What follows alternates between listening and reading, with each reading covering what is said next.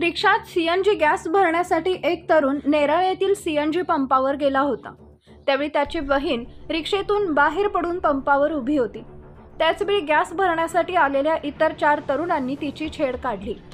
चॅनलवरती नवीन असाल तर MM मराठी न्यूजला जरूर सबस्क्राइब करा। हा प्रकार भावाला समजल्यावर त्याने त्या तरुणांना जाब विचारला, त्यामुळे त्या चौघांनी त्याला बेदम मारहाण केली।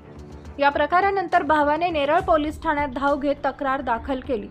पोलिसांनीही तात्काळ कारवाई करत तिघांना ताब्यात घेतले। त्यातील एक जण अल्पवयीन आहे। आकाश प्रकाश पाटील हा तरुण रिक्षा चालवतो। शुक्रवार 2 ऑगस्ट रोजी सायंकाळी तो नेरळला सीएनजी गॅस भरण्यासाठी गेला होता। त्यावेळी ही घटना घडली।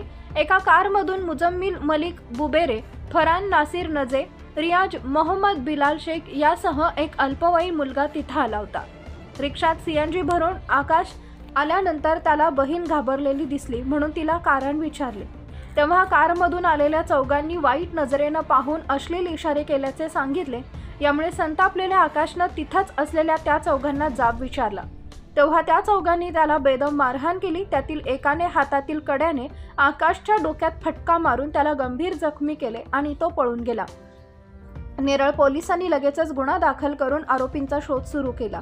त्यानंतर मुजम्मिल मलिक बुबेरे, फरान नासिर नजे, रियाज मोहम्मद बिलाल शेख यांना पोलिसांनी अटक करून शनिवार 3 ऑगस्ट रोजी न्यायालयात हजर केले असता त्यांना 5 दिवसांची पोलीस कोठडी सुनावण्यात आली आहे। याबाबत सहाय्यक पोलीस निरीक्षक शिवाजी ढवळे यांच्या मार्गदर्शनाखाली पोलीस उपनिरीक्षक समीर लोंढे हे अधिक तपास करत आहेत।